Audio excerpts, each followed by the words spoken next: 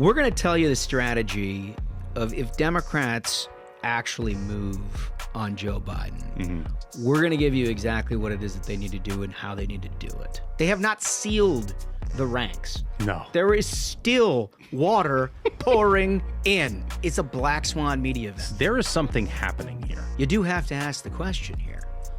Are Democrats making moves? It's a lot of pointed comments from high-ranking Democrats, and every time you see one of these, the ones that we're reading, you kind of like prick up your ears a little bit. He's being defeated by his own hubris. He doesn't know it's time to turn in the car keys. If Joe Biden holds on and elects Donald Trump, it will fracture the Democratic Party for a generation. If you have the first black woman as a vice president of the United States, the idea that you can just skip over her without significant electoral ramifications is crazy. In the off chance somehow Kamala Harris became president of the United States, the idea that Hillary Clinton has to live in a world where she's not the first female president of the United States is very objectively funny. It is objectively funny. Because, you know, it'd make her so mad. Mark my words. Like, if this lasts another week, I think if this lasts through the weekend, like, they're moving. They just haven't figured out exactly how to do it yet. It's terrifying. Terrifying for them. Enjoyable for us.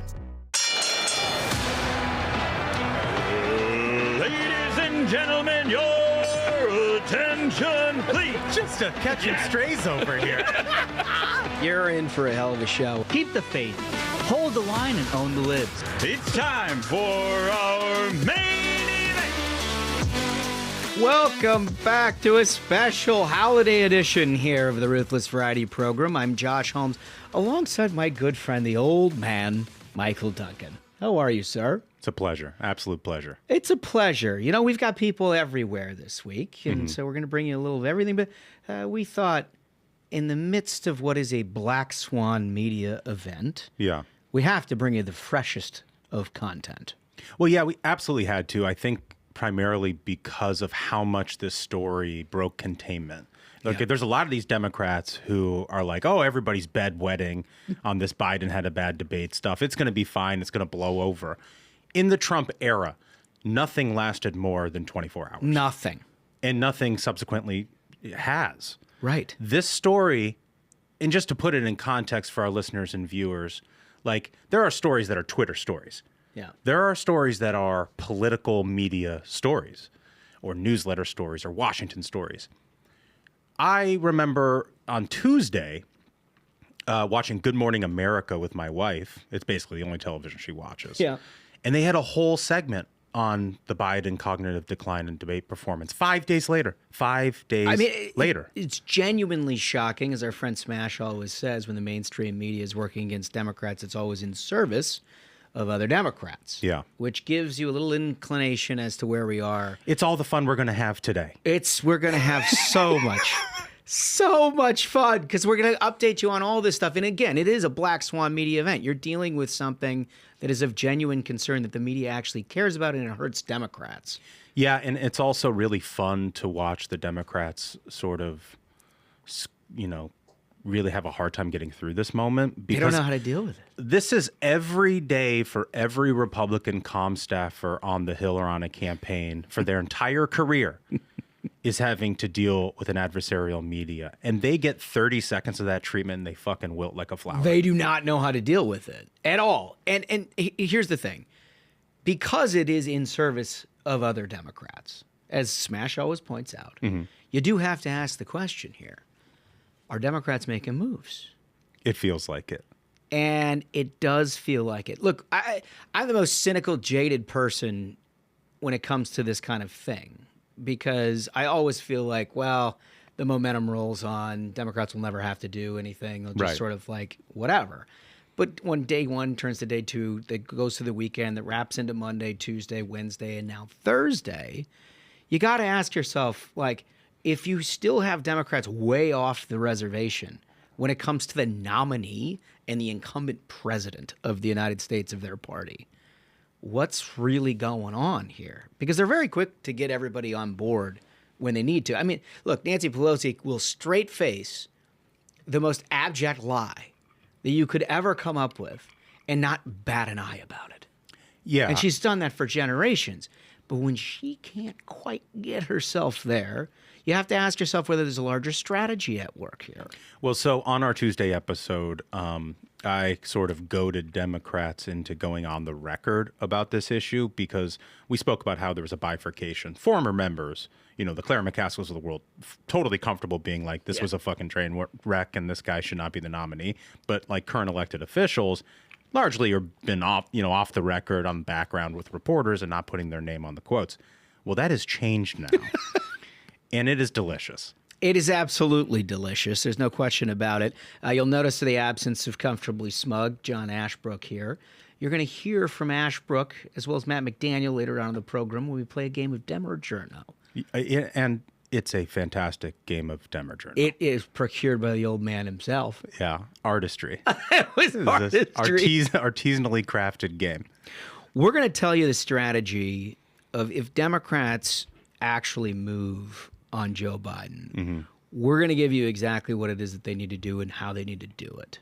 But in that, we're going to talk about sort of where this leads us to the conclusions of where they're at in that process, because I don't think it's terribly clear, certainly not to the naked eye, but we can give you some inclination as to where those things go. And then we're going to do a little 4th of July banter because, that's what we do in the variety program. We celebrate America each and every day. And what better day to do that than America's birthday? Absolutely. So let's start with this. This will give you a good sense. You're talking about a rank and file Democratic member of Congress. Let's go to clip 1, Spaghetts. Do you think the president should remain in the race or should he step down? Yeah, about 50 million Americans tuned in and watched that debate. I was one of them for about 5 very painful minutes. And we all saw what we saw. You can't undo that. And, the truth, I think, is that Biden is going to lose to Trump. I know that's difficult, but I think the damage has been done by that debate. Oh, my gosh. I mean, look, this is you're talking about a rank and file Democrat. These are people who signed on to the most idiotic, counterproductive things like the Inflation Reduction Act that is a Green New Deal that increases inflation. Right. And they didn't bat an eye about any of that. They go along with every step of the way. And this is, an individual that I guarantee 3 months ago is like, oh, Joe Biden's our standard bearer. Yeah. But now she's in a tough position because she's kind of a frontline incumbent. Yeah. Right? She's fighting for her own seat. So these are the first rats off the Titanic. I mean, it's true. But it's like if you haven't, as a party and as an administration, gotten your arms around that a little bit. Yeah. To at least give the president had a bad night, but I know that he's in charge and governing with strength. If you haven't done that 5 days after the event, it tells you a little bit about where they're at in the process. Yeah. Like there's open questions here.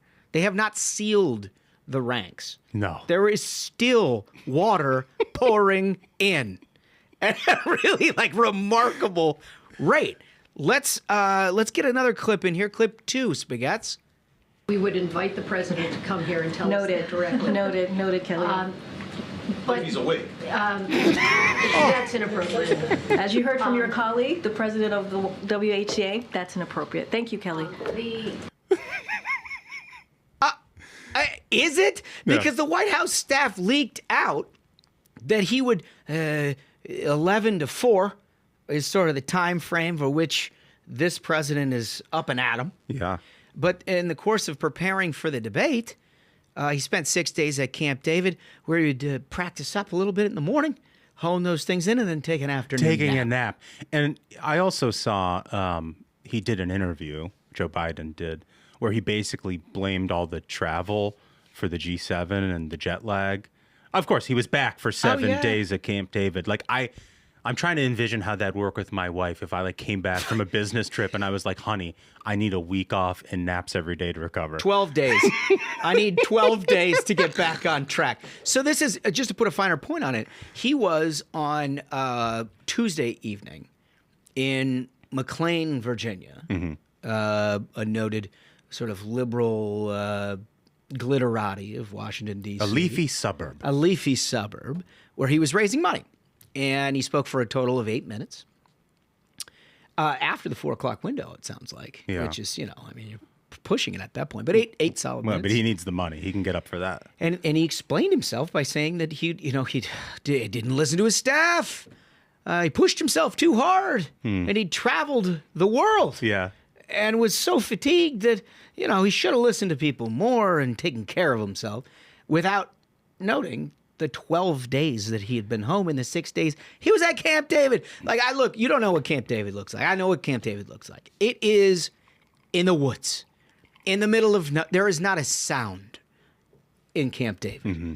It is a place where presidents frequently go to do the very thing that Joe Biden is saying he was unable to do in the 12 days. We just rest up because there's nothing that bothers you. There's no frenetic energy. It just is. I love that excuse because it's like going to a job interview and they ask you your greatest weakness and you're like, I try too hard. Mm-hmm. I push myself too hard, and that's why it looked like I had dementia in that debate. Yeah, I'm working too darn hard on your behalf. There's no question about it. So a couple other things. We have a latest Biden on the campaign trail. Let me say as clearly as I possibly can, as simply and straightforward as I can, I am running. No one's pushing me out. I'm not leaving. I'm in this race to the end, and we're going to win. Now, the fact that he's got to say it. Yeah. And he's saying that to staff. Yeah. I just want to be clear. This is like to stop the rebellion that's happening within his own campaign and White House. Yes, because as we've seen in the New York Times, the Washington Post, the Associated Press, and in a series of newsletters, and anybody who covers politics, there has been a cavalcade of on-the-record and background quotes from people either associated with Joe Biden, work currently in the White House or on the campaign staff, that are sort of undermining this prospect, are saying, like, we don't know if he's got it. There's problems afoot. And we're going to get to some of these things, but the place that I always start in the morning, if you want to know what's going on Capitol Hill on a day-to-day basis, just sort of the beat, you go to Punch Bowl News, right? They talk to everybody. They get a good formation of right and left and who's debating what, who the key players are. If you want to know the Democratic narrative in Washington, D.C., in like the higher echelons of national Democratic politics, you go to Playbook. Playbook had some interesting stuff. Really interesting stuff yesterday. For the first time in years, Harris, talking about the VP, Kamala Harris, seems to be having a genuine moment, fueled by speculation that she, not Biden, would be a more competitive nominee. The vibe shift solidified over the course of several hours yesterday from when former Representative Tim Ryan, remember this is the guy who ran for president at one point, and then he ultimately ran for Senate. Yeah. Lost to handling both of those races. But nevertheless, he's sort of seen as a more political Democrat, more kind of I hate to say center-left because there's nothing center about him, but that's how he positioned himself. Right. He called on Biden to, quote, rip the Band-Aid off and hand the baton to his VP. To the release of a CNN poll that showed Harris outperforming Biden in a head-to-head with Donald Trump. A parade of pundits online and off recognized that maybe their wish casting about certain ambitious governors had actually been misplaced. Interesting. Okay, because look, rewind the tape. We've talked for the better part of a year about whether Joe Biden would make it through this cycle, and there's been debate amongst ourselves about whether or not he could be replaced even if they wanted to, knowing that they sort of like circumvented the traditional primary process and awarded delegates to Joe Biden, as one does sometimes during a presidential race. Like, what are the actual levers that you can pull? And what somebody like Tim Ryan is saying, just hand it off to the number two, which is certainly the cleanest option for Democrats. Yeah, it's also the funniest option. Let's just be very clear. If it's Kamala, that is so funny. And I saw a tweet about this the other night, and it is very, very, very true. In the off chance somehow Kamala Harris became president of the United States, the idea that Hillary Clinton has to live in a world where she's not the first female president of the United States is very objectively funny. It is objectively funny. Because, it'd make her so mad. Oh. Can you imagine, like, our Veep stuff? like we used to play the Veep or Veep game, which, like everybody else in the media has sort of picked up on and now tried to make their own. But the reason we stopped playing was not because of the lack of content that she was providing for us on a day-to-day basis. It was because we ran out of Veep shows. Yeah, we literally the comedy about a terrible vice president didn't have enough content to keep up with the current vice president of the United States. I mean, think about that. Was it like 7 seasons? Yeah. Of Selena Meyer. And it's like, we're out of material. They're like, we had nothing. Like, she didn't say enough dumb stuff to cover up. Right? We blew through that in like a year and a half for this presidency. And that's why. But this is a lady now, just to recall, was a prohibitive front runner for the 2020 nomination in Democratic politics before Joe Biden entered the race. For all the obvious reasons. She was young. She was thought to be dynamic. Clearly from California, well-heeled from a fundraising standpoint. She didn't even make it out of 2019. No, she didn't make it to the Iowa caucus. I mean, she had like the best fundraising in the game, but I think she let her sister run her campaign, if I recall, and the entire thing blew up before Iowa. And then she went on that debate stage and she called Joe Biden a racist, and he made her his vice president. It's just Democratic politics is wild. It's wild because, as we've discussed, Democratic politics, the heart and soul of today's Democratic Party are black women. They are the 95 plus constituency that sort of, it's the reason why when the rest of the outside world was like, what is it that you see in Stacey Abrams, who denied her own election loss, who didn't seem to have any command over any issues, but like they were all obsessed with her. And you were like, I don't really get that from a general election standpoint. I mean, the reason is because the heart and soul of the Democratic Party is African-American women. So there goes. If you have the first black woman as a vice president of the United States, the idea that you can just skip over her without significant electoral ramifications is crazy. Yeah. And that's kind of what they're getting at. The problem is the fact that she is, and I think you said it, like the best insulation for the 25th Amendment on Joe Biden was appointing Kamala Harris. Mm-hmm. In fact, it's true. She's the only person who has a lower approval rating and image than Joe Biden himself. Right. So like, again, a rock and a hard place on this. This is an interesting tweet by Ben Smith yesterday, who listened in on a private American Bridge donor call. American Bridge is the super PAC on the Democratic side that traditionally supports presidential candidates. They spend traditionally far more than anybody else in the field. So it's like, sort of interesting how they're dealing with their donors in this tumultuous time. And this was the key line that he highlights from an advisor, Dimitri Melhorn, who says, quote, Kamala Harris is more threatening to those swing voters than a dead Joe Biden or a comatose Joe Biden. And that's the fact that political professionals are trying to grapple with here. Yeah. Like they all know that they're in a dead letter when it comes to Joe Biden. They know that he has taken now, the better part of a week, still doesn't have his arms around the Democratic Party, can't actually put him out on any interviews to try to defend himself because he might make it worse.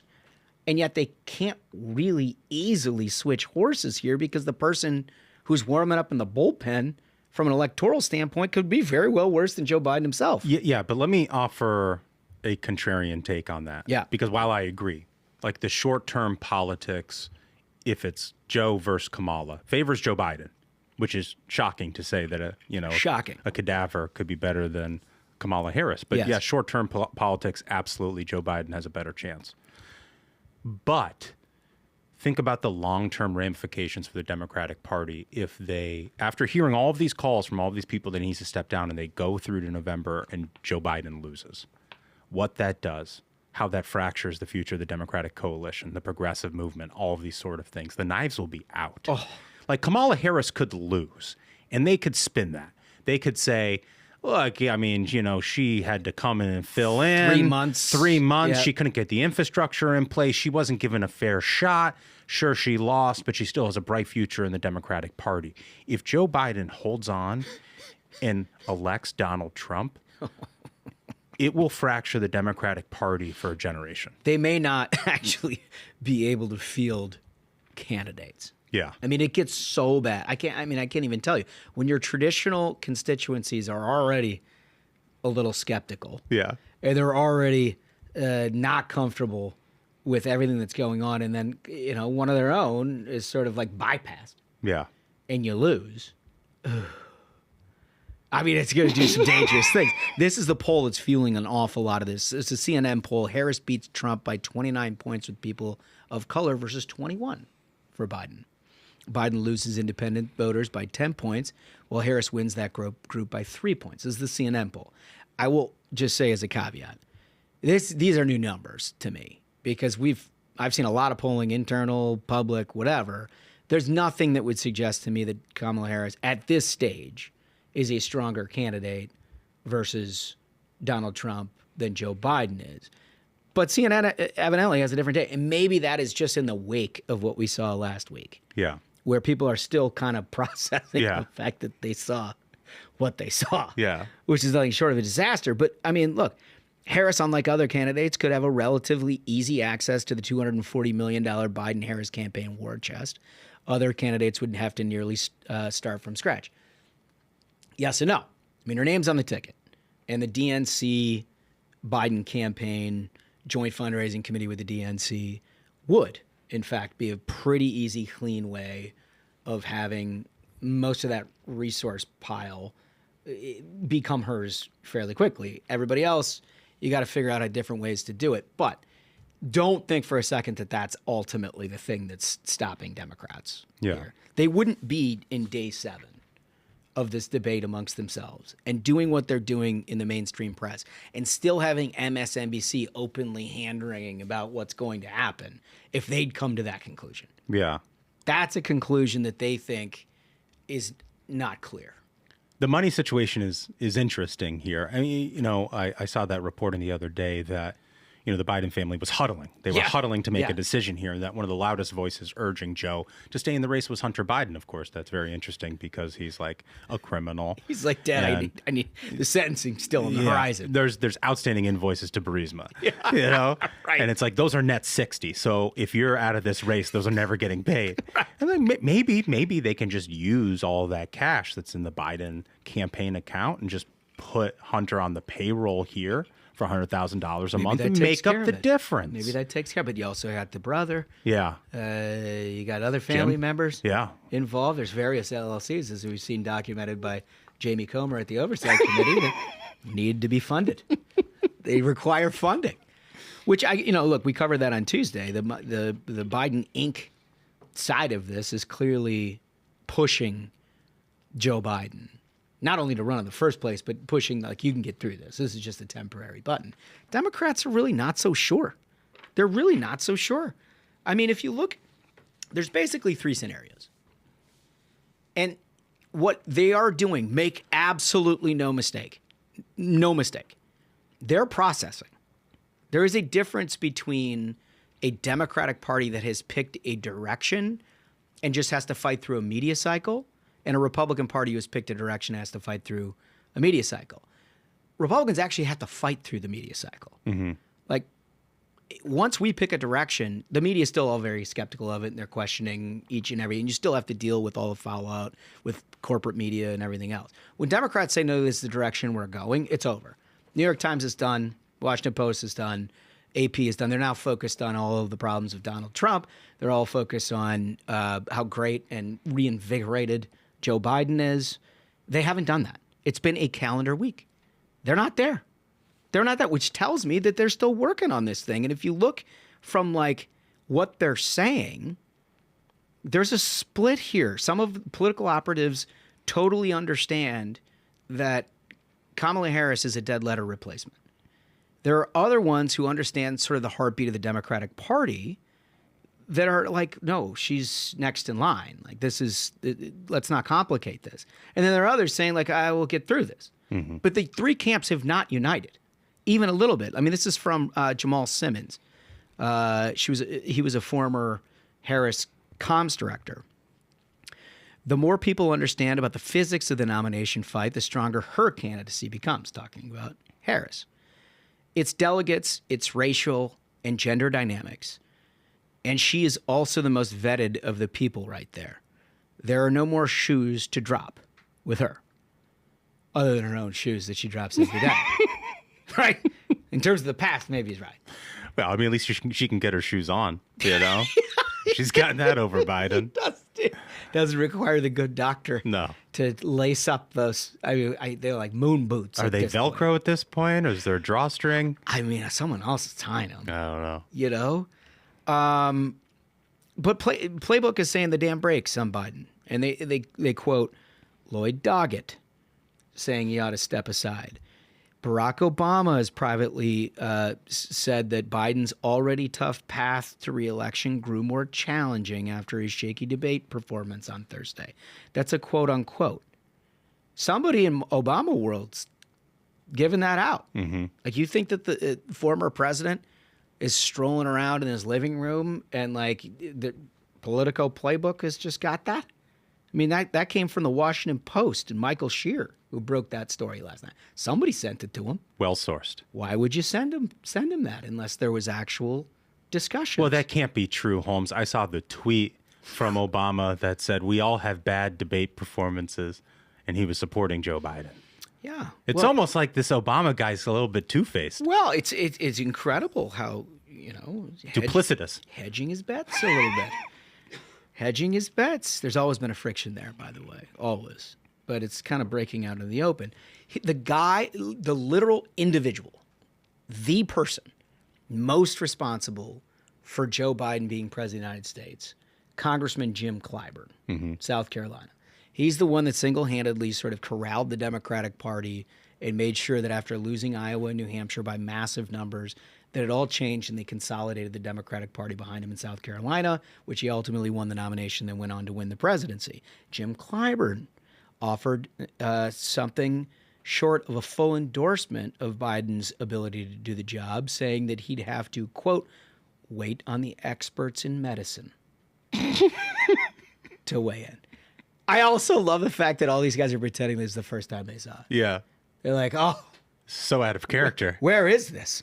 What happened? But he also said, I mean, he went along at some point by saying Harris would have my full endorsement. Right. He sort of closed the door to alternatives, which is very interesting. Interesting for two dynamics. One is, why are you entertaining a hypothetical? Mm-hmm. But two is, for the groups 2 and 3 here who are talking about if you're going to replace him, do you try to do it in an open convention format where you can have somebody other than the number 2? Yeah. Or versus the just hand it to the number 2. Like, he's saying his considerable weight within the Democratic Party and sort of a representative of Black Democratic America. Nope, she's the one. Like, that's a significant statement. These people don't make significant statements. They literally make a living out of dodging controversy, out of punting hypotheticals, right. Anything that's going to damage their political party or prospects. They're absolute professionals at figuring out something that means nothing. Right. Right? He didn't say that. No, this whole week has been exactly the opposite. It's a lot of pointed comments from high-ranking Democrats, and every time you see one of these, the ones that we're reading, you kind of like prick up your ears a little bit. Because it just doesn't happen. It's a black swan media event. Something is happening. Black swan media events don't happen without the complicity of the Democratic Party. Right. At some level. Jamie Raskin, you recall him from the impeachment hearings, where most of you got to see how idiotic he is. He called the Democratic presidential nomination, quote unquote, a moving target on MSNBC. Quote, it's got to happen quickly, unquote, he added. Interesting. Something's got to happen? Like it's a foregone conclusion that Biden's not going to be around anymore. It's got to happen quickly. Joe Manchin, Democrat, now he's an independent from West Virginia, but he's been always a solid Democrat, had endorsed Biden and said he was voting for Biden, threatened to publicly break from Biden on a Sunday show appearance before top Democrats convinced him to stand down. That is the story of Joe Manchin's entire career, by the way. He's like, I'm so independent. I'm actually going to represent the working class. I'm going to do all these things. And you're like, hey, Joe, the Democrats aren't going to do that. Next time, I'm going to be super tough on that. I was so close to being courageous. This is so close. Jared Golden of Maine. We played the quote from Marie Goldskamp Perez. Yeah. They're all saying that he should just straight on leave. Yeah. Nancy Pelosi. There is no barrier to the words that come out of her mouth over 20 years. Everybody can attest who's ever said, there's never been an individual who is less confined by truth or by what people think of her ability to just sort of lie. Like, she doesn't care. She'll just hit the talkers. Yeah. And then she's out. World-class liar. World-class liar. I mean, exceptional. She is saying that is a legitimate question to say. Is this an episode or is this a condition? As if, again, Nancy's never even met Joe. Hasn't even turned on a TV. No, hasn't seen any of the coverage. No. For the last 3 years. I mean, she's since tried to walk that back a little bit, so she has full confidence. Mm-hmm. But she didn't at first. I mean, they finally got to her. I guess that was a phone call worth placing. It's one thing to say there's a decision that needs to be made by Joe Biden, and specifically saying episode or condition, and taking it into the medical realm. A condition. Like, that is a turn of the knife. Again, we said it before. We'll say it again. There is something happening here. There's something happening here. Like, the surface may look like glass on the water, but there's something churning up underneath. We don't know how real it is, but it seems pretty fucking real right now. I understand if the safe money is still on him just sort of driving through it. Yeah. I understand that. But it ain't an 80-20 proposition right now. Mm-mm. It's not. Like, there is something happening. Now, we noted Biden, after this debate, he did a couple of rallies where he spoke like to a camera with a teleprompter for like a minute. But he's made no real public sit down, which you would do immediately if you had this kind of a problem, right? If you had the capability of immunizing yourself from all of this stuff, you would do it absolutely immediately. You certainly wouldn't have 7 bad days of coverage. He's waiting until Friday where he can sit down with George Stephanopoulos. Mm-hmm. That's an interesting choice, right? Wow, he's got to get a comms director from the Clinton administration to get the first interview. Yeah, and it's also not going to be live. It will be taped. I mean, shocker. Shocker. More jump cuts than a P. Diddy video. But that's what they're doing. They're waiting until Friday to actually put this dude out after the 4th of July.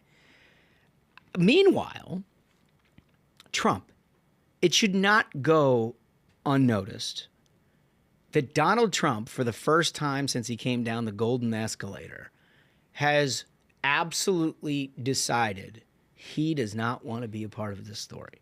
That he's watching his opponent twist in the wind and is just going to let that happen. I mean, it's the one critique that people have fairly leveled against Donald Trump during the course of his first term as a president, is every time Democrats were sort of killing himself, he would jump out and make himself a story. Right. At some level. He has not breathed a word.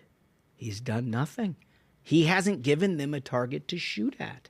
He's basically just allowed this Democratic conversation to dominate the airwaves, and he's perfectly content. That takes discipline. Yes, right. And we witnessed it in the debate as well. Like, the whole strategy of that debate for Joe Biden was talk national abortion ban on January 6th and go Donald Trump into some fiery exchange. And he had discipline. He didn't take the bait. And he's not taking the bait here. He's going to let them immolate while he plays golf, which I just absolutely love. It's a stunning turn of events because I think Democrats in their heart of hearts, they wanted Donald Trump. But part of wanting Donald Trump was thinking that since he came down that escalator, they could count on him being undisciplined and running, somewhat of a less than perfect campaign. Yeah. They thought they could count on that. Yeah, but the difference this time is quite seriously his freedom is at stake. Yeah. And I think that really, it would focus me. I would assume it would focus him. There's no question about it. But I also think, look, the campaign apparatus itself, we've said this now for weeks, and I've seen it firsthand. It's different. Susie Wiles, Chris LaCivita, and the systems that they built there, and there are a lot of old hands, Jason Miller and others that are in there too, but it's disciplined. They don't take the bait. They engage when they think it advantages them. They do what they need to do to sort of push forward in this campaign. They don't give Democrats a lot to shoot at, which is a remarkable turn of a one that I guarantee the Biden administration and everybody in the Democratic Party apparatus never could have imagined in their wildest dreams. And they saw it in Technicolor at the debate. Mm-hmm. I mean, they don't have what they thought they had. Yeah. If they thought at the beginning that this was possible out of Donald Trump, I'm not sure that Joe Biden's on the ballot in the first place. Do you? No, not for a second. But then, like, here's the thing. Let's not strip Joe Biden out of his agency in all of this. Like, people want to feel bad for Joe Biden or be like, you know, this doddering old man, he needs some time to make a decision. It's like, you know what? Fuck that. Fuck that. Because this guy is just, he's being defeated by his own hubris. He doesn't know it's time to turn in the car keys. Yeah. And it's embarrassing. It's humiliating for the party. I'm very glad they're going through it because I find it hilarious.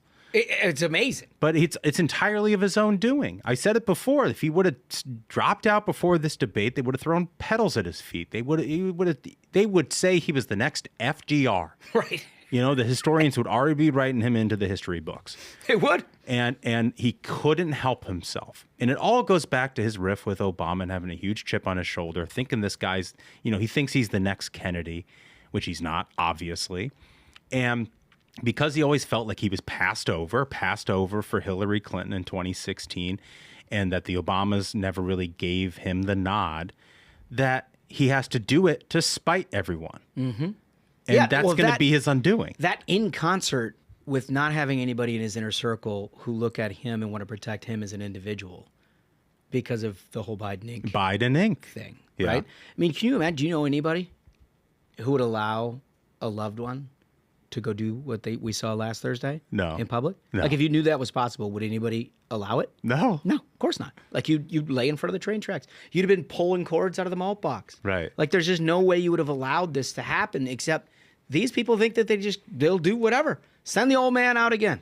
Nobody will hold us accountable. Well, they certainly haven't for the shitty economy, the horrible foreign policy, the open borders, everything else that he's created. So why would they do it about his mental fitness? Well, I guess we got something different in the mental fitness. I guess apparently we've run into the one thing that people are actually offended by in the mainstream media, because they actually have to claw their credibility back. And that's why they're offended. Yeah. They can say, well, it's a murky situation. Afghanistan. Trump was trying to pull out of Afghanistan. These are bad things. Like, never mind the fact that it was all horribly complicit with bad policy and everything else. And, like, you know, what you did with the economy and the open border was all intentional and everything else. Like, they can make that murky. Right. But when you go to camera and you say, no, this guy, you need to see him behind closed doors. Right? It's like, and like Smash was talking about how, you know, he's done just such a great job. You just can't talk about it. Yeah. Like the fucking guy, Stephen Hawking. Yeah, right. You know what I mean? Like, we're talking about an individual who his job is to talk to people. No, I mean, like, look, if you're a Democrat, the media will lie for you. But the very second... You can't make them a liar. Yeah, the very second that you make the media a liar, because they had to carry water for you, they're going to turn. And it's going to be ugly, and that's what we're seeing. And that's what we're happening. But here's the story that I think scared both you and I the most. Yes. Intelligence officials have known about Biden's decline for a long time. Right. This is from the Financial Times. One person familiar with the situation said some of the intelligence officials who give Biden his daily intelligence briefing had noticed his decline as early as late last year, undermining claims from the White House and campaign political figures about the president's mental acuity. Two things. You don't have to be an intel analyst to watch the fucking B-roll of this guy walking across the South Lawn onto Marine One. When you're short-stepping it and you look like a bobblehead, Yeah. like, that's not just like a weird different gait that he's developed. Like, that's the thing that you watch. Every one of us watch our grandparents. You watch your parents go through. It's a sign of age. It's a sign of decline. It sucks. From a human nature standpoint, it sucks. You hate to see it. But let's not pretend like it's not associated with a whole bunch of other things. Right. It just is what it is. And, like, you don't need to be a doctor or an intel analyst. But for intel officials to actually say this? I mean, the contrast is stark. I hate pointing out, like, what if Republicans did this, but, like, go back to the Trump years where we got readouts of every phone call Donald Trump had with a world leader. You know, you had people doing anonymous opinion pieces in the Washington Post or the New York Times being like, don't worry, we're here to stop Donald Trump from nuking people. You know, shit like that. And we had one D-bag that was on a Ukraine phone call who was in Intel Vindman. Yeah. And then all of a sudden decided he was testifying before Congress at an impeachment hearing about Trump's mental acuity. Right. And what he was doing. And all these same sort of people, the intelligence officials, all stayed mum for the whole last year. Nothing. I don't know, putting the national security of the United States of America in jeopardy. Because there's the thing. He looked like shit in that debate. His mouth was agape. He couldn't make a sentence. It looked like he had dementia. Then he rolls out and he does this rally and he's speaking from teleprompters. And the whole media is like, he's got it. Joe is back. Look at that energy. Yeah. And it's like, yeah, he can read from a fucking teleprompter. But you know where there's not a teleprompter? In the Situation Room. Right. When you're in there at 3 a.m. And again, he works from 10 to 4. That's the only time his brain functions. So at 3 a.m. in the Situation Room. And that's what I'll point out. That's what the staff do. That's what they admit. That's the high watermark. And there needs to be a nap in between. There's a nap in there involved. Clearly a lunch. Unbelievable. Unbelievable. But it's like, we're laughing about it, but it's not a joking matter if you think about it. No, because it's terrifying. Additional stuff that the intel officials admitted to reporters, they asked, would you put him in a room one-on-one with Vladimir Putin? No. Just think about it. The leader of the free world, the guy who's going to restore America's place in the world. No. Can't put him in a room with Vladimir Putin. I mean, now all of a sudden this stuff starts to make sense. Yeah. Right? I mean, there was a lot of discrepancy about what generals told Biden about the pullout of Afghanistan and what he said, information that he didn't get or never happened, about the danger of doing what he did, and he did it anyway. And there was a lot of discussion about maybe he just didn't record. Maybe he just didn't hear it. Right? Like, I don't know. I got to imagine they got an economist or two somewhere on staff who was like, hey, you know when you inject $6 trillion into an already inflationary system that perhaps inflation could become problematic? Yeah. Nobody's ever said that. Nobody ever said, we'll call it the Inflation Reduction Act because that's what it does. Print it, Jack. Maybe he didn't hear it. Maybe he didn't record it. Print the money, Jack. It's like somebody's like, oh, hey, you know when you reverse all the Trump administration, the Remain in Mexico stuff, when you open the border, like at the end of the day, that is going to have a whole bunch of illegal immigrants. Maybe he didn't hear it. Bro, he's just thinking about ice cream. He has no idea. But like you have to now wonder, is it scarier that he's just the worst person in the world, or he doesn't have any control over his own faculties? I don't know. I mean, the result's the same. Yeah, the result's the same. And it doesn't mean he's any less to blame. He is to blame. And then you look at like Kamala Harris and all this. I love like the speculation. Should be a stronger candidate. Why? Because she can speak and stand up for 90 minutes? Like that's it. Right. I don't know if she can speak, but she can stand up for 90 minutes, take breath and look like, I don't know, she's going to survive to the end of the week. That's like the only advantage because she owns all the same shit. She was the border czar. She sat in the same intel briefings. Never said a peep. Meanwhile, bobblehead Biden. I mean, it's just sit there.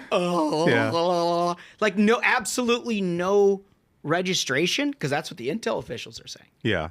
That's what they're saying. They're saying here that the people who brief him, not like some random bureaucrat in the middle have heard through a man. No. The officials who brief him say they've noticed his decline. And just for our listeners and viewers' sake, this would mean like somebody from the CIA comes in and they're like, you know, there are Iran proxies who are moving around the Middle East who are probably going to try to attack some U.S. bases in the region, and Hezbollah's here and Hamas is here and all of this sort of stuff. And those people giving that information to the President of the United States are like, I don't think he heard it or he understood it. No, I mean, he's sitting there like Sloth from Goonies. Yeah. Like he's not recording a damn thing. You know what I mean? Like everything is just another film production of Cocoon in the West Wing. But here's the thing, though, dude. Back to the Kamala thing. It's like it's not really going to be better with Kamala Harris. Like putting Kamala Harris in there, because we all know she can't do the job, and we know she has no business doing the job. It feels like, the end of the season and a basketball team puts in the equipment manager for the last 30 seconds of the game, and everybody claps, and they're like, good for him. You're like, that's what it feels like. Kamala Harris has no business being president of the United States. None. Absolutely zero. I think she gets absolutely blown out, and I think the actual serious political professionals understand, as they said in the Super PAC call, that a dead Joe Biden actually outperforms Kamala Harris in the states that matter. Yeah. Like, I think they get that. But Democrats aren't there yet. So, like, we talked a little bit on Tuesday of what it would take. And, like, your pathways are three things. Your pathway is you stick with the old man, you replace the old man with his number two, or you have some kind of a convention play out, which is at best a convention free-for-all, which, by the way, I don't know if any of you have ever met a delegate to the Democratic National Convention. They are, by definition, the most insane person you've ever met in your life. By definition. Yeah. Like, they wouldn't be there in the first place if they weren't crazy human beings. Oh my God. If an open convention actually happened, how would we get in? I mean, I we'd would have need to do find a something. way. I would need to find a way in. I don't know. Maybe like get Spaghetti's to like over-indexed on Yeah. his, Dye his hair pink. yeah, something. Like maybe we'll send him in somehow. He's probably, maybe Smug. I don't know. We could send Maybe. Smug. He's our POC after all. He's our POC. Outside of him, Spaghetti's is probably the most ethnic amongst us. So either way, I think like you got to try to figure that shit out, because if they just threw it open, like you could get anything. You could get anything. Yeah. It could be like Elizabeth Warren, Bernie Sanders. Worse. Like, I don't know how that's possible, but you know what I'm saying. Yeah. So you'd have to, there's no way knowing this Democratic Party that they would actually choose that path. If they were going to do that, they would have had to have come to the conclusion that Kamala Harris cannot win. And so they've got to go to the open convention, but then they're going to have some kind of a slate where you've got the Obamas, Clintons, and others trying to put a thumb on the scale in an open convention vote, and including former President Joe Biden at that point, to try to influence the outcome. Because there's no way they're going to wake up on Labor Day and be like, well, here is the next president, Alexia Cortez, Ocasio-Cortez. But that's an option, a live option if they don't figure out how to maintain that process. So what you got to look for in the near term, which is why these super PAC calls are happening and all these, is what are the donors doing? Mm-hmm. Like if they're getting their thumb put on them to like, hold off, let's see how this goes, which they have been so far, they're still in process. You're still in process. And there's not really any good levers. Like who's the grand poobah of the Democratic Party? It's Barack Obama, I guess. Yeah. So like maybe there's one person on the planet who could say like, this is the way it should go. Maybe Michael Bloomberg wants to give up another $100 million. I don't know. I mean, I don't know, man. All I'm saying, I'm just saying. Well, Like- look, I don't know what to root for here. I want Joe Biden to stay in because I think it will permanently fracture their Democratic coalition if he loses in November. Yeah. Also, it would be cool if he resigned and we got to see how bad Kamala is. And not for nothing, but like we talk a lot about Hunter. We talk about Joe Biden, Jim Biden, these like, as Smug says, like the grubbiest human beings on the face of the planet. Biden Inc. Like Biden Inc. The biggest criminals in the Biden family are those dogs. Oh yeah, the dog. Commander and Major. Also stolen valor to name your dogs Major and Commander. And they have bitten like dozens of Secret Service agents. There's and like 29 incidents. If we finally, if he resigned, hopefully we could finally get those Secret Service agents a little bit of justice. Justice. Let's euthanize the dogs. We must euthanize Commander and Major. And you know what? I want a military tribunal. I want them to have to change their names. They are no longer officers. You know damn well there's an executioner in South Dakota who's ready, willing, and able. She's ready. She's ready. So anyway, at the end of all of this, the methods and tactics we've kind of gone through, but this has got to happen relatively quickly. Because what is now a 7-day story, if it is what this is today, next week at this time, something's happening. They're going to make a move because they will have consolidated. If you're still reading in the New York Times open gripes about Joe Biden from Democratic Party officials, it's over. Mark my words. Like, if this lasts another week, I think if this lasts through the weekend, like, they're moving. They just haven't figured out exactly how to do it yet. It's terrifying. Terrifying for them. Enjoyable for us. Enjoy with great content. I hope it still lasts for another week at least. Oh, God, it's just so good because there is no easy way out at that point. It's just the ugliest possible. Oof. Anyway, I can't wait. So our question, how long do you think Biden has? Remember, we do this on the YouTube in your comments section, which you guys have been terrific by. I've read all of them from our last episode. You can also leave your comments wherever you get podcasts as well. How long does Biden have? Is it days? Will he make it to the end? Will he be the nominee? Yeah. You got to give us specifics here, too, because we're actually going to do a little bit of a giveaway for whoever's right. This is where Wolf has loosened the purse strings a little on the Ruthless Friday program. He runs a tight ship here. Tight ship. A very tight ship. Which I respect because I also do with the merchandise. We all know I sew these by hand. Well, that's right. You do everything by hand stitched, and you should see him do it. It's a terrific presentation. At some point, we'll do a behind the scenes on such an event. But one of these glorious hats, do we have a shot of these hats? All right. So you tell us when you think Joe Biden is going to make, is he going to make it to Election Day here? Or are they going to make a move? And give us a date. Because there's a lot of big dates coming up, right? The sentencing thing for Donald Trump has moved from early July, pushed back towards after the conventions. Yeah. So that's no longer a date. But you've got a convention that starts, the 15th of July for the Republicans? Mm-hmm. And the Democrats shortly thereafter. Like, presumably, if you're going to make a move, you're going to have to make a move before that?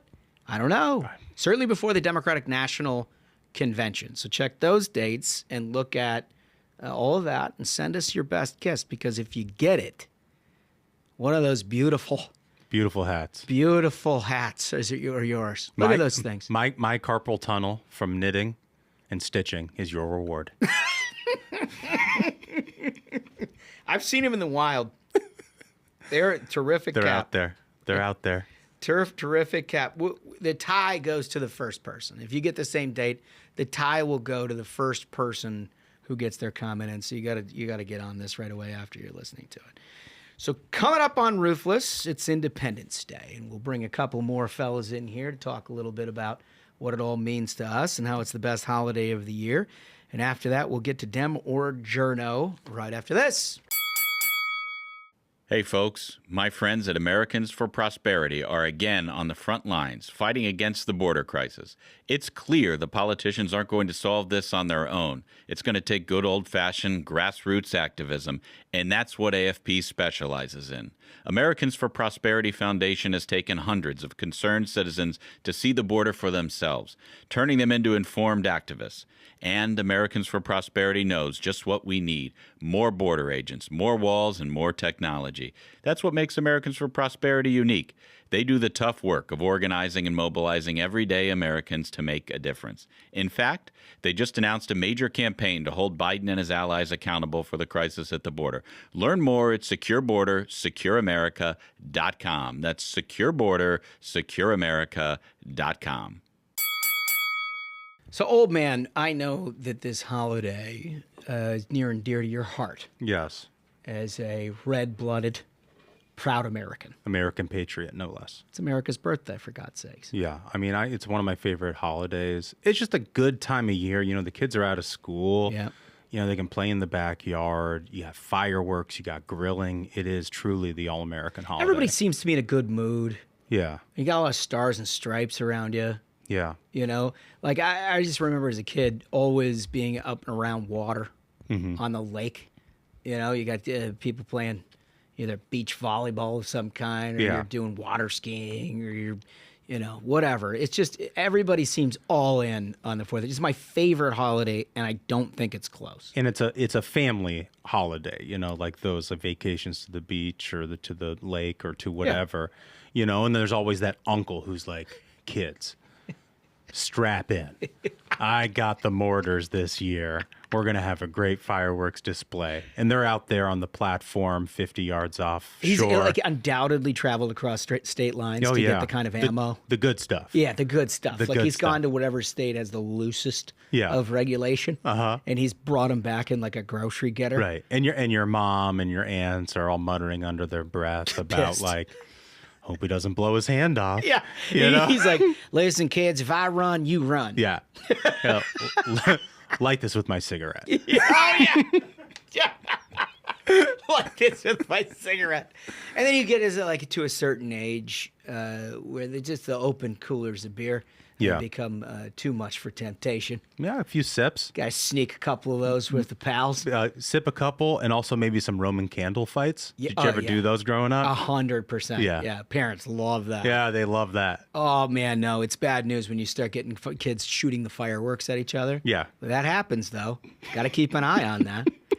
And then you just have like this, everyone's just decked out. They got their flag gear on.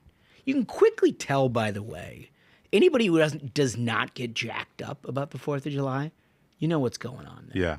Right? My wife gets very jacked up. Yeah. Okay, so I came back to the house the other day from work, and we had the little American flags like kind of like put into the mulch, right? Right. Into the landscaping, and we have the American flag outside our house, obviously. And I thought she was done.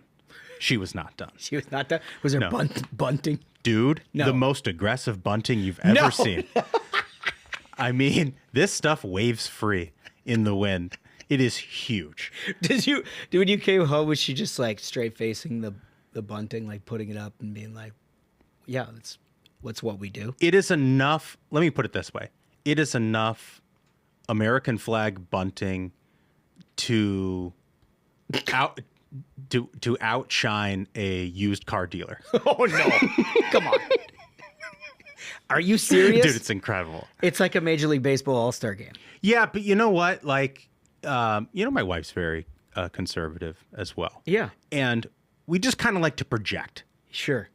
to the neighbor. We want them to know what's up. We got to send a message to your neighbors. Right. I mean, it's not quite the message you send to your family on Thanksgiving, but you got to let them know a little bit. Yeah, it's like, there's those signs that people buy at Home Goods where it's like, eat, pray, love, and all this bullshit, and they put it in their house. And it's like our message to the community is like, we love America. And like do all that and set off your fireworks with it. I will tell you, for those of you listening who have babies and dogs, not your favorite time. No. Not your favorite No. time. No. Right?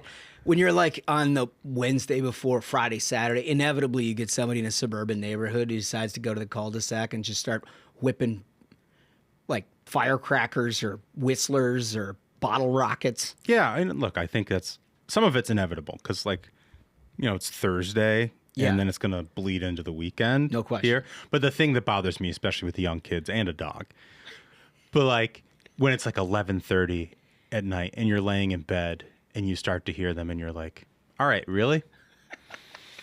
We're not done? We're not calling it? We're still working on this. We're not calling it? My dog, when I had it, my dog has since passed. Chloe, a little Boston Terrier, would shake like it had Parkinson's starting on the 1st of July, like all through the week. Oh, Because- anticipating. Because you knew like there'd just be a random like "Meow," pop. Yeah. And she knew. Yeah. She knew immediately what time of year it was. That whole week was Chloe's Vietnam. Totally. It totally is like Hanoi Hannah coming down. Adagio for string starts playing in the background, a chopper sound. Poor Chloe. That dog, I'm convinced it definitely took a couple years off her life. 'Cause, I mean, that dog, hey, if you have a particularly sensitive, like it barks at doorbells and stuff like that. Yeah. This is not good for you. No. This is not good for you. Poor dog. And there's all kinds of tricks, like, you play music, you put them in a crate, you try to insulate the thing a little bit in a place in your house where they can't hit. Doesn't work. These things have great hearing. Yeah. You know? That's tough. Maybe you should have went the other way.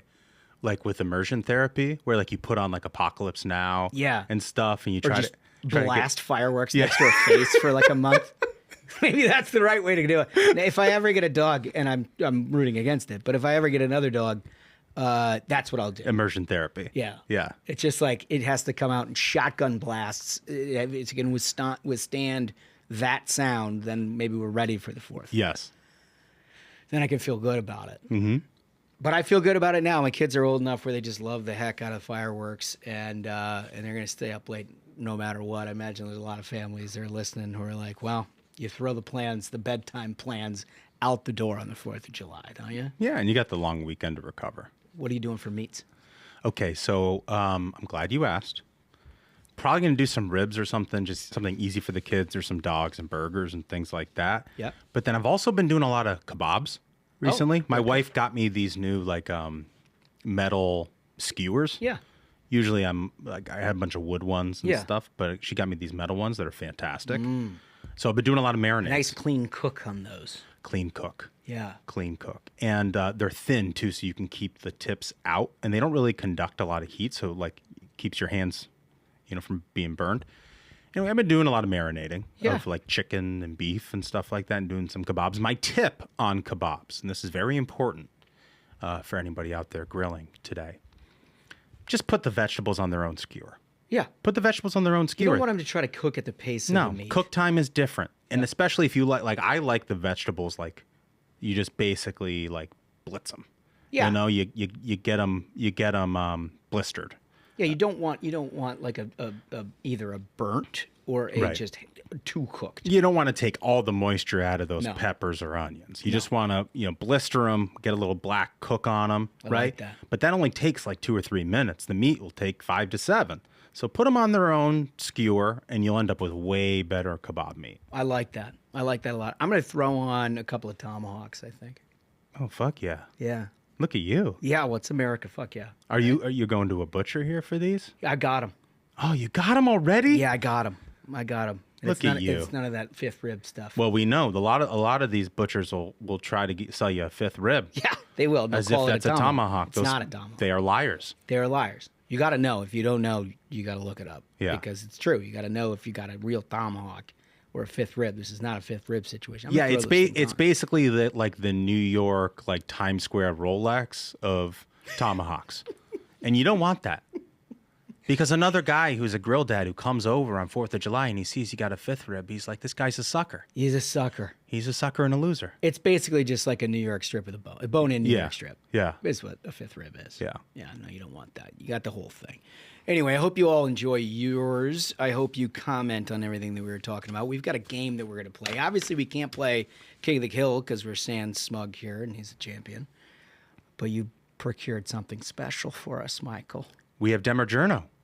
And I can't think of a better game to play in this current media environment. Question. And we've got McDaniel and Ashbrook to play this as well. We pre-recorded it. You're not going to want to miss it. Let's play a game. Yes. Journo. Let's do it. One of my favorite games that we play here on the Ruthless Variety program. Do we have the intro? Let's play the music. Journo, Journo, Journo, Journo, Journo, Journo, Journo, Journo. Nobody knows. It's great. It's great. And Smug's not here to complain It's that not it's too long. We need 3 more bars. Yeah, it It's should so be good. more. Yeah, it should be more. Yeah, we should probably add instruments in the background. Duncan, you want to explain the game? I will, especially for the new listeners and viewers out there. So Journo works like this. I'm going to read 4 statements, 3 of which are made by journalists and 1 that's made by a Democratic operative. Our participants here have to decide who is the Dem operative. I think it's probably our most difficult game here on the Ruthless Variety program because very often there's no difference. So I think we'll... And of course, the benefit to watching this on YouTube is that you can see the quotes up on the screen and judge for yourself. A little bit easier. So like and subscribe. Like and subscribe. Like and subscribe. If you wish to opine. Okay. So, Nikki Spaghetti, can you get me number 1, please? Oh. Okay. Will Trump chicken out of the presidential debate? Probably. He's a grade A coward. Wait, is this before the actual debate? This one's before the debate. This is... It was too good to not use because that's so funny now that we have, retrospect. Grade A count. How can that be? That can't be it. I mean, it's. I'm going to question Journo credentials. Chicken if and grade that's- A. Is this from like the Poultry Council? Like, okay. My God. Okay. That's one. Ready for 2? Yep. Yeah. Number 2, please. It felt more like a circle of people talking as opposed to a debate. And I think there were a lot of times specifically where Trump was able to say things that were just factually untrue, and nobody really pressed him. I have thoughts on that I'm not going to furnish for the benefit of the group. Well, you guys are the experts, you know. Well, I don't. I mean, Statement number 3. Biden giving a strong rally performance, directly addressing his debate my fail. God. Oh, no. Everything he wasn't last night. Sharp, passionate, clear on the threat from Trump. Oh, that person is taking whatever drugs Biden was on. Sounds like Bill Kristol. Number 4, please. Biden's struggles in some ways overshadowing the multiple lies and grievances from former President Trump as both candidates now look ahead to rallies today. Okay. Okay. All right. You want us to break this down? Yeah. I'd like to say, how are we going to break it down? Well, let's start from 4. Okay, because I have an observation on 4 to offer. Go ahead. I think 4 is a journo because the second clause of that statement is as both candidates Yeah. now look ahead to rallies today. Why is a Dem offering that sort of? Also, this isn't like the struggles. Like an operative wouldn't be using struggles in this. It's Biden's struggles. Yeah. I mean, that is 100% a Journo because you're right. It's both candidates now look ahead. Mm-hmm. And that's the clause that they can hide for the overshadowing multiple lies. I mean, that's a subjective statement that is entirely a lie that they can couch underneath as both candidates move forward here in Cincinnati, Ohio. Right. You know what I mean? Exactly. Yeah, you exactly. could see, yeah. As the teams take the field. Yeah, Just Despite their- offering like Yeah. Despite their multiple lies Yeah. yesterday. although the Browns suck and nobody likes them, both teams take the field. Both teams take the field, and anything can happen here in a head-to-head matchup. Complete partisan Yeah. journalism. Okay, so 3 is the strong performance. Let's put that one back up for a minute. So I think this one is either the Dem or this is Duncan throwing a clear just. I'm conflicted here. This is a distractor because this is Duncan's brilliance. This is too shameless Yes. to be an operative, right? Sharp, passionate, clear on the threat from Trump. This was now they're talking about the rally he had the day after. This isn't talking about the debate itself, but this is like trying to respin the spin. Which is what, I mean, to be clear to our audience, what happened was nobody could deny what they saw with their plain eyes. And so what happened the next day is that he showed up on the stump, he made a speech, and everybody was like, well, this is the Biden we've all been waiting for. It was because of the cold. It was because of circumstances outside of his control that he seemed like an invalid last night. It was just ridiculous. He shows up in shirt sleeves and like he's got all the energy. And old Joe's back. Yeah, I'm ready to make a call. I don't even need to hear 2 and 1 again. Okay. I'm ready. 3 is my operative. Okay. I'd like to see I two. want again. to see 2 again just in case.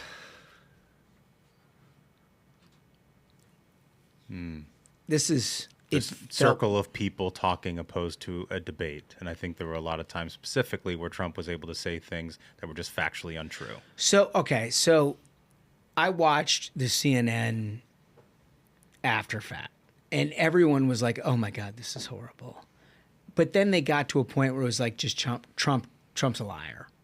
That's all they could say. It was like, "Oh, he's a liar." Nobody called him out because of Biden, but a lie. So this fits a little bit in that operative category. Yeah, so I'm locking in on 2 just because it felt like. I don't know if journos are going to would go that far to describe what their feelings are about what's going on. I think that's more operative, trying to push it out like.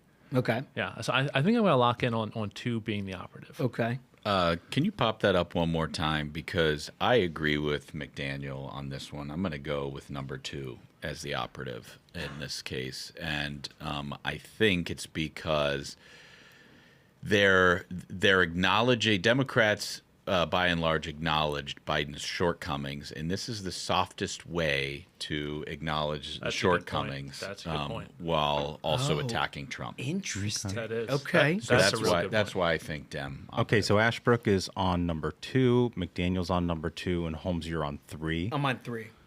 All right. Let's hear it. Okay, so let's go ahead and start with number 1 and do the reveal there. Rex Hupke from the USA Today. It's just USA Today. National newspaper. Grade A coward. Yeah, Right. so technically he's a columnist, but I thought it was particularly galling that this is a newspaper that shows up on every hotel door in America, and he can just write. No, that wasn't just in the article. That was the headline. Are you kidding? That was the headline. Wow. Are you? Yeah. So you wake up at the Hilton Garden Inn, you're like, wonder what's in the news today, and it's Rex Hupke. Yeah. What a chair of just nonsense. Wow. Okay. Can we pop up number 4, please, Spaghetti? Okay, number 4, which was Biden struggles overshadowed by the multiple lies. That was Haley Jackson at NBC.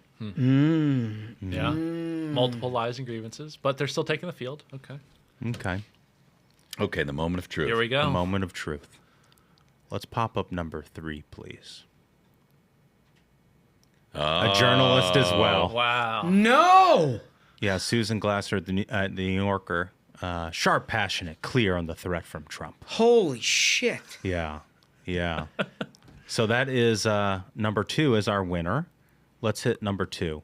Chris Mowry, who's one of those Biden Gen Z influencers. Yeah. This is a statement He's talking from about his him. feelings, yeah. And I got to give a quick shout out to Brent Scher, formerly of the Free Beacon, now with the Daily Wire. Yeah. Who on debate night did like a video interview with this clown who was like there at the debate. No you way. know? Oh yeah, I know. I saw this. Yeah. So that is transcript from that interview that Brett Scher did. Oh my god. So shout out to him. He made this all possible. Oh.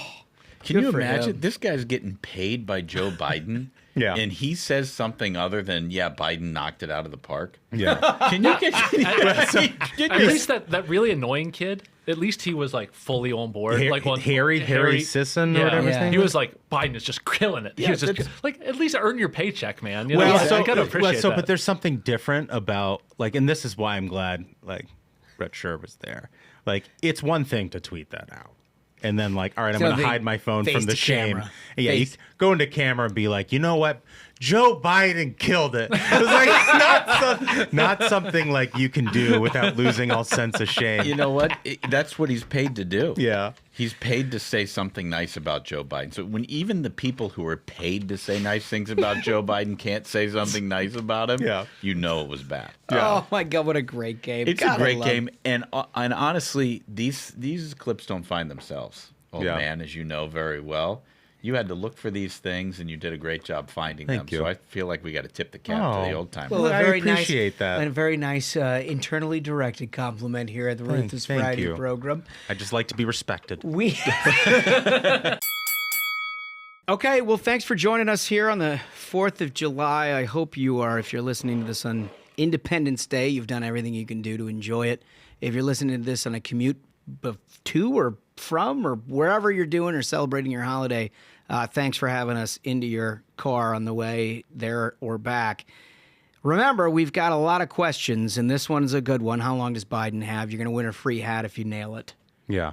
Free hat if you nail it, which, as we said, the old man procures these himself. He makes them by hand. So you got to go to our YouTube channel or anywhere you get podcasts and leave a comment about how long you think he actually has here. With all that, happy birthday, America. I think we did it. I think we did it, and it's only fitting that we let Henneberg close us out. Another banger of an episode, folks. So until next time, minions, keep the faith, hold the line, and own the libs. We'll see you on Tuesday. Stay ruthless.